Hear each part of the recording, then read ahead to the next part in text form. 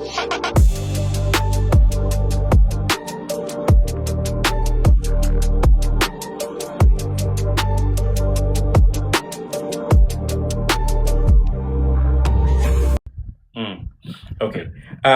Let me switch it back to Badmus now, Kayode Badmus, and talking about opposition, or specifying on opposition. People will say there's no opposition in the country right now, but the opposition people are saying, well, it's not a party with the ruling party; it's Nigerians and the ruling party.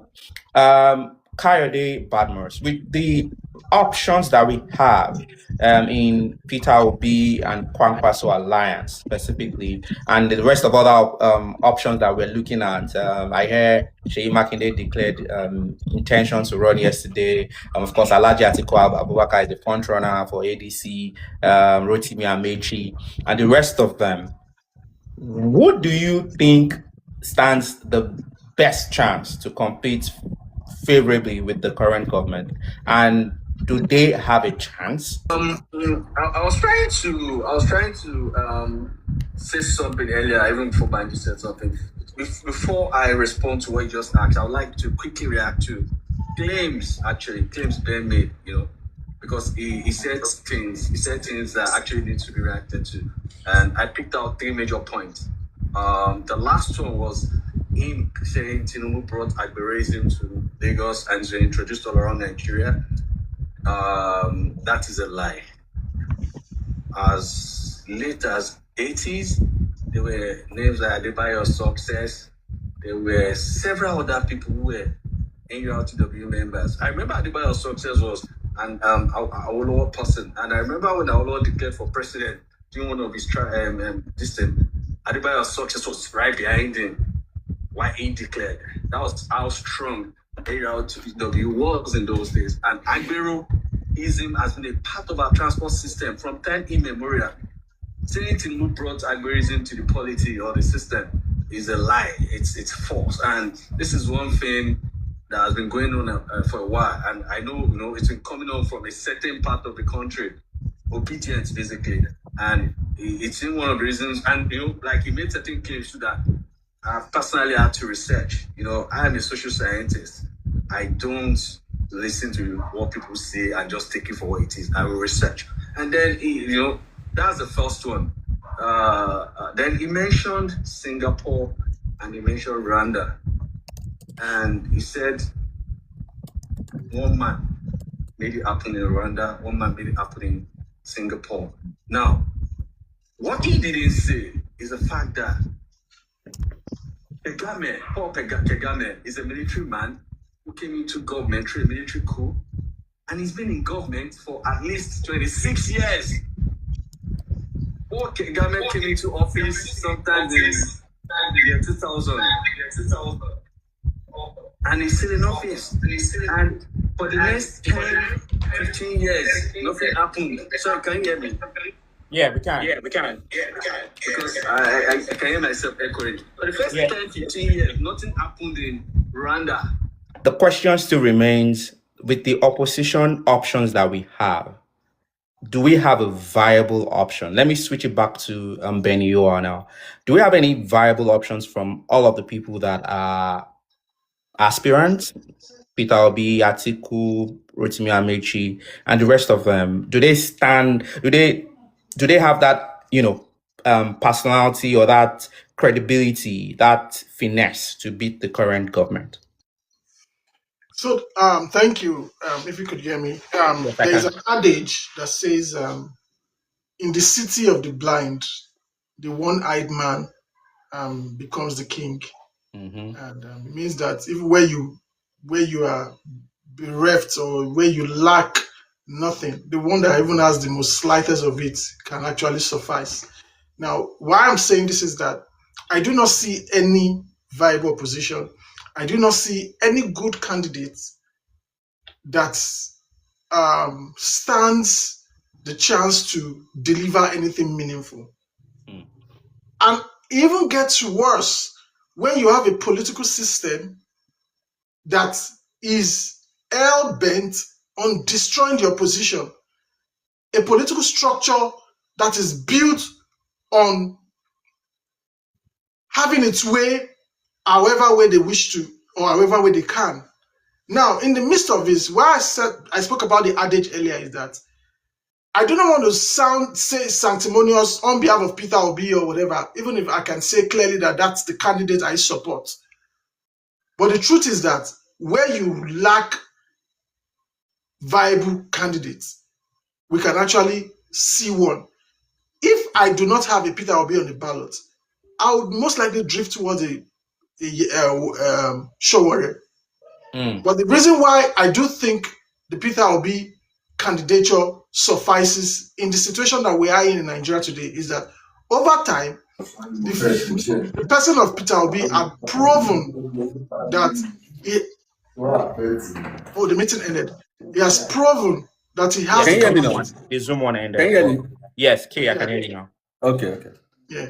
He has proven that he has the capacity to lead a frugal government, to lead a frugal system, a system where we do not have a president that on his first 3 months in office, the most germane critical thing for him to do was to buy a brand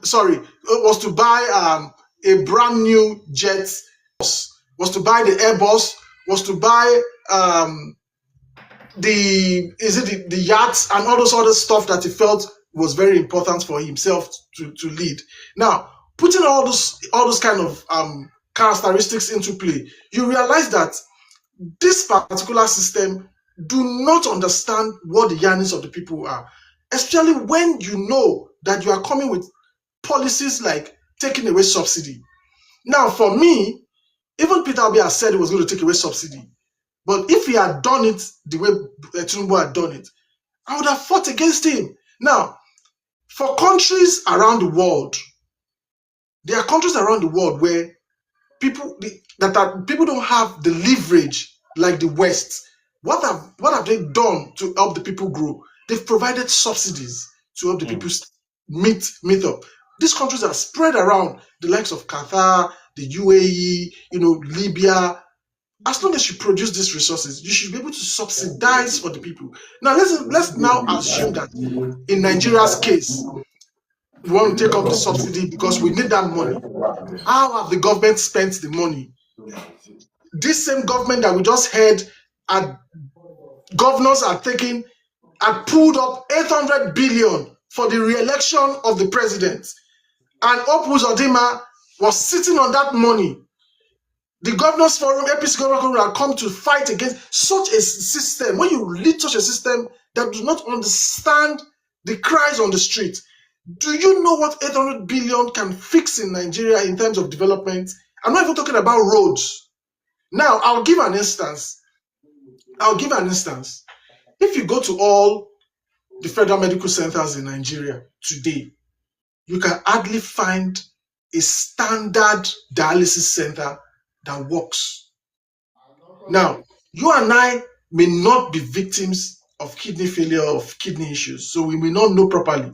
But the truth is that those who have been, I have a relative who died of kidney failure, and I was the one taking her for dialysis in Nigeria, only for me to realize that the dialysis center at the General Hospital in Bagada had only 2 functional dialysis machines. And if you see the queue outside that hospital, then I did a search. How much does it cost to buy one dialysis machine? My brother, you can do that search yourself. With 10 million, max 15 million naira, you will get a dialysis machine. But the government of Nigeria cannot provide things as simple as dialysis. Meanwhile, in the West, dialysis is free. You have agencies, you have access to these things. People are building dialysis centers there. So these are the kind of nitty-gritty issues that are very germane, that this government, these people do not think is very vital for the sustenance of our democracy. Rather than take 800 billion, then put those monies in envelopes, buy bag of rice and distribute it on the street to weaponize poverty and keep the people in this day. This, I think, are the main issues. And when we have leaders who have been distributing rice, driving bullion vans into their compounds before election day, distributing money all through the year to keep the people poor, rather than use this same money you took from them to develop them, create facilities for them, you would have a country like Nigeria. And to round up, one more point, because I really want to drop this point. One more point is the same educational structure that the Tinubu administration inspired in Lagos, where they took a free tuition fee. I know 70% of us on this call passed through Lagos State University. I said, I don't know when you entered Lagos State University. When I was in Lagos State University, the tuition was 150 to 250 naira. Free education, which himself benefited from, that ended up taking him to the US, sponsored by the government of Nigeria. But when you get there as governor, you took that free education away. You went to the federal level, you took that same free education away, and you exchanged it with student loan. Now, tell me, you are in the West. How many Western people are accessing education today based on student loan? You know how student loan cripples the people. You give them a loan, you tell them to take a loan to take education. Then what are you subsidizing? You're not subsidizing crude oil, you're not subsidizing education, you're not anything. You just allow the people to pay and you want to tax them. Abba. Okay. Thank you again for sharing. Sorry, can I quickly react to claims? Yeah. Sorry, I'll continue from where I don't know if you heard my talk about NURTW, Adebayo's success. Then I talked about Rwanda. I'll be quick. Yes. So Rwanda did not see any real change under Kagame until after he was 10, 15 years in office. He's been in office since year 2000, and this is his 26th year. I don't know if are you saying we need that long? No, we don't need that much. No, I'm just saying you don't compare a man's 3 year in office with somebody that's in office for 26 years. So, but these are the issues. These are the issues. Wait, sorry, I will land. I'm coming. Sorry. So let me just ask a question. Badmus, it's still on you. It's still to you. So specifically, for example, Tinubu had said, if there's no steady electricity, do not vote for me. I'm coming there, Debo. I'm coming there. Now, before mentioning Paul Kagame, he mentioned Singapore, and he said one man made it happen. Liu Kuan Yew, whatever, was in office. He was in office for almost 50 years, for Christ's sake. That man was in office for 50 years. He was not a Democrat. He was an autocratic leader, for Christ's sake. Paul Kagame is an autocratic leader. These people can do stuff without the assembly, without the National Assembly, without the ministers. They can actually single-handedly make their word is law in their country. You cannot compare these people with Tinubu that's been in office for 3 years. If Tinubu needs to borrow 1 naira, he needs the National Assembly. Now, that's not, I was just trying to clarify, in painting it like these guys in 1 year, 2 years, they made a difference. There's no room for comparison. And when Peter Obi mentions Singapore all the time, I just look at him as somebody that's ignorant. Now, Tinubu has been in office for 3 years, basically. And what has he put in place? He's been trying to put in place certain things that are not cosmetic solutions. He's been trying to put in place solutions that will actually solve the core of the Nigerian problem. Now, he mentioned going to Bagada Hospital, and they have 2 dialysis machines. Now, to start with, Bagada General Hospital is under the Lagos State government. I'm very sure you know that, Debo. Yes, I do. Did you? So if Bagada General Hospital has 2 dialysis machines, if Ikorodu has 2, if Ikeja has 2, that's Lagos State government using the blueprint of Tinubu at work. What I expected him to say is, in Anambra, where Peter Obi left, if you go to Oka General Hospital, they have 20 dialysis machines. If you leave Oka, if you go to Kinikon, they have 10. I was expecting him to, because there's this fixation on the West, on Lagos especially, by these guys. They'll tell you Peter Obi is the best, but they won't tell you what Peter Obi did in Anambra. So I was expecting him to say, if 2 dialysis machines is too small for Bagada Hospital and General Hospital, Peter Obi actually bought 10 for his own while he was in office. But we've seen a Peter Obi that made 0 impact in Anambra. 0. Okay. Now, Okay. now, the reason I said zero is because as at the time Peter Obi was leaving office in 2014, Anambra was nearly overtaken by erosion, which Peter Obi found no solution to. It's similar to the problem Bar Beach had on Lagos Island that gave birth to, what we call Eco-Atlantic today. That was a Tinubu that saw the vision and brought in experts and everything. And he started that, and Fashola continued. Today we have Eco-Atlantic. The difference is, in fact, there's no comparison. I don't know if I heard somebody mention a show. Well, fine. So let me just chime in here a bit. So the when people compare Anambra and Lagos State, when it comes to internally generated revenue, IGR and stuff like that, Lagos State certainly has more population and certainly has more income generated. So that argument is always there. Buy one. Let me buy one. And sorry, based on IGR, there's an analogy. Sorry, let me quickly give us one just in 30 seconds. Why Peter Obi was in office? Peter Obi came into office in 2006.